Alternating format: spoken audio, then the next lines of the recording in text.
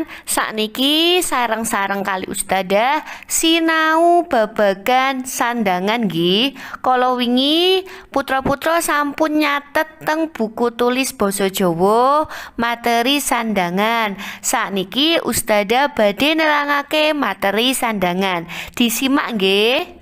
Apa iku sandangan aksara Jawa? Nah, dinten iki Ustadzah badhe njelasake sandangan aksara Jawa. Men saged dimengerteni kali putra-putra sedaya kelas kawan, mangke Ustadzah migunakake basa Indonesia nggih. Mugi-mugi saged dipahami kali putra-putra kelas kawan. Pengertian dari sandangan merupakan coretan atau simbol tambahan yang digunakan untuk memberi pelafalan vokal dan akhiran tertentu terhadap aksara Jawa atau yang lebih dikenal hanacaraka.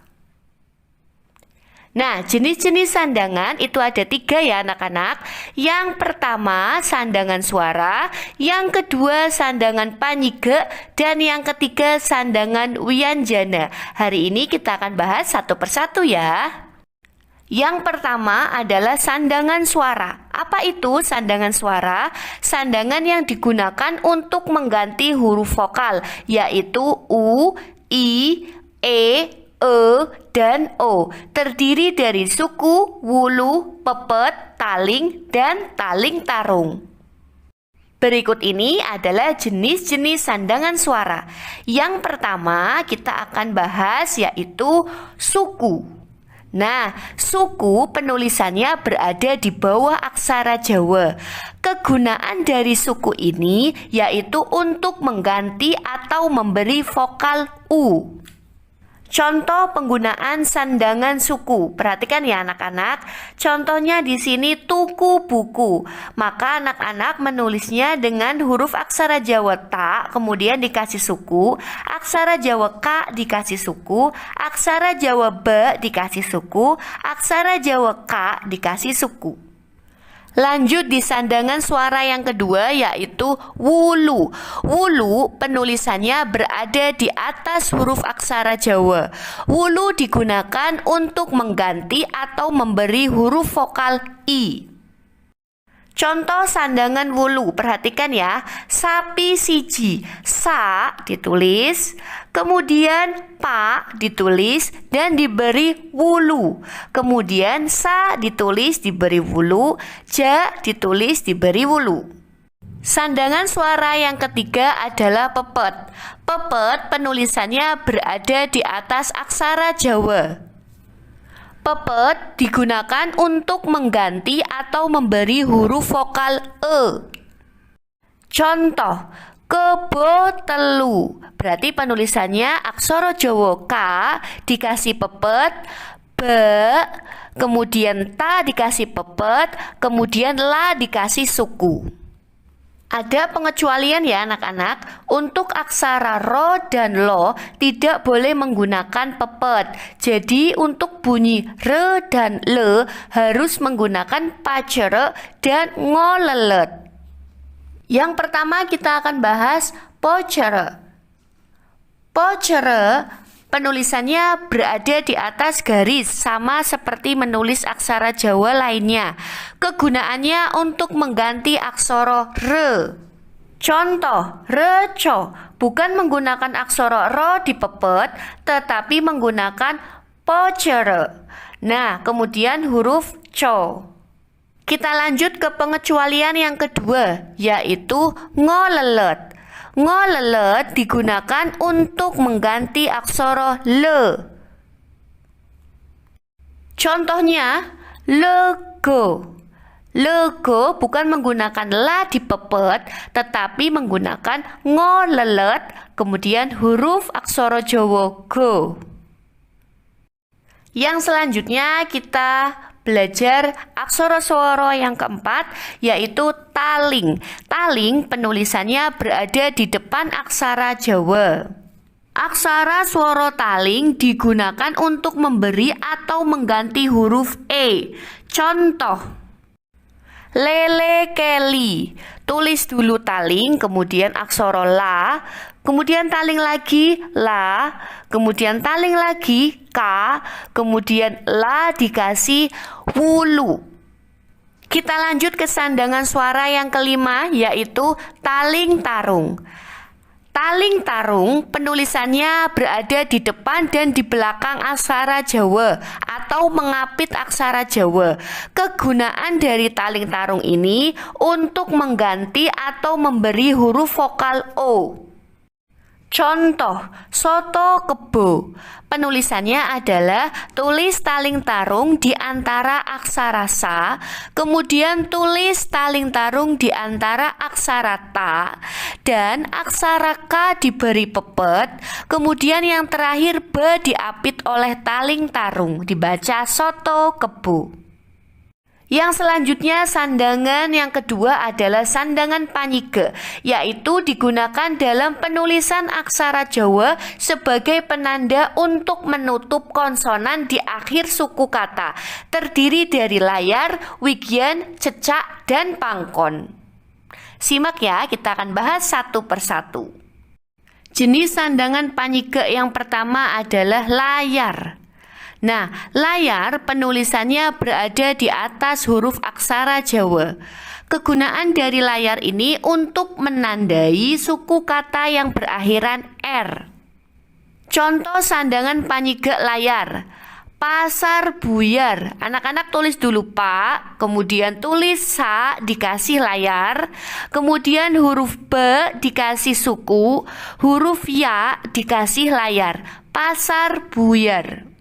Sandangan panyike yang kedua adalah wigyan.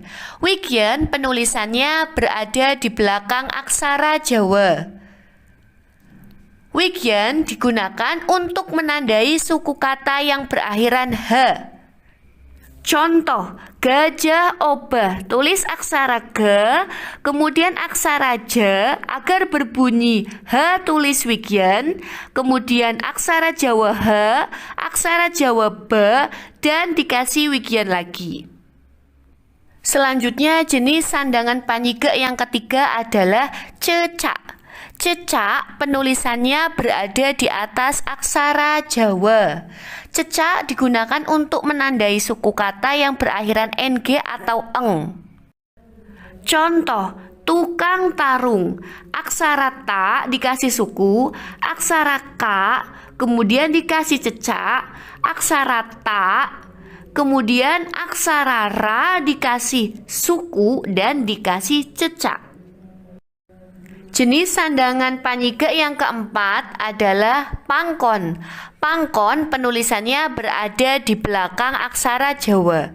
Kegunaan dari pangkon ini adalah untuk menandai huruf mati di akhir kalimat.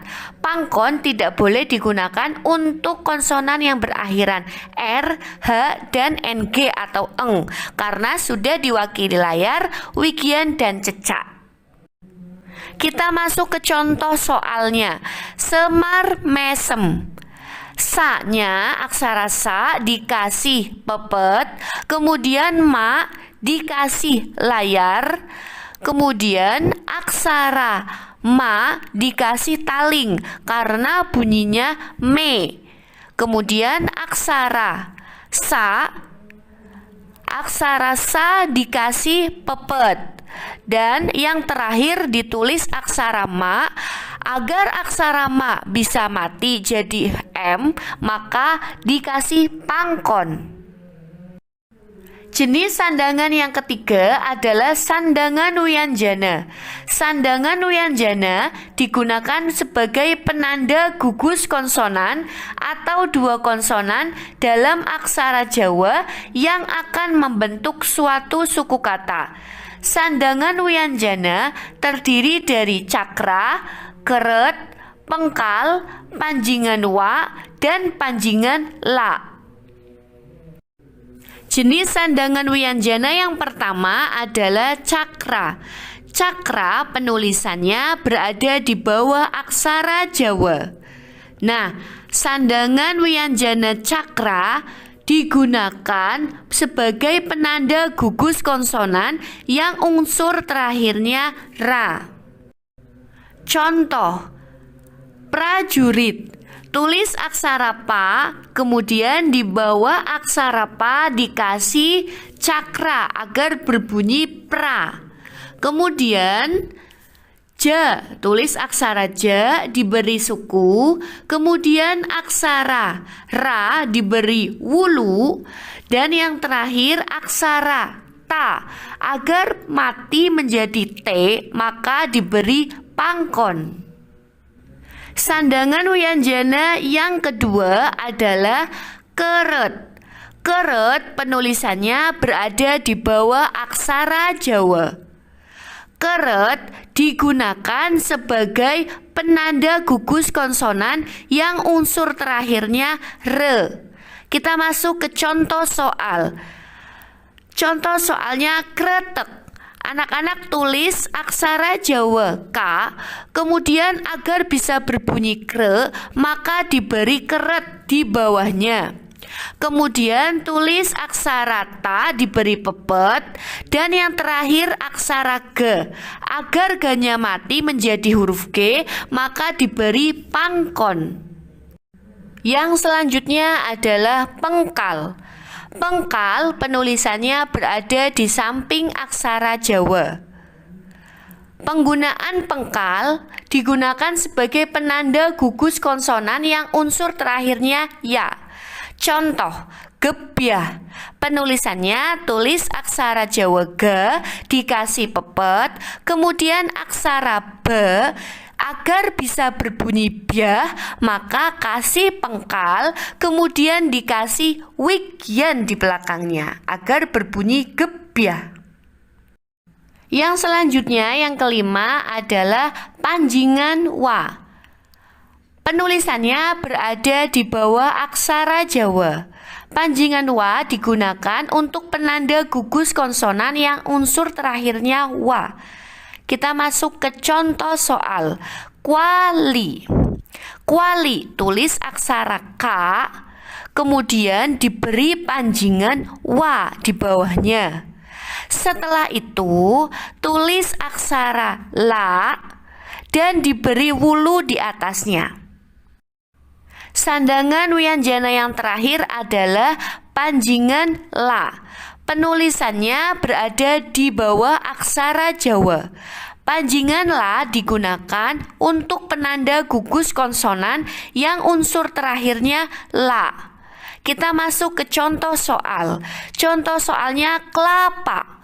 Tulis aksara K, kemudian diberi panjingan la di bawahnya, di bawah aksara K, kemudian selanjutnya tulis aksara pa. Demikianlah penjelasan dari Ustadzah tentang sandangan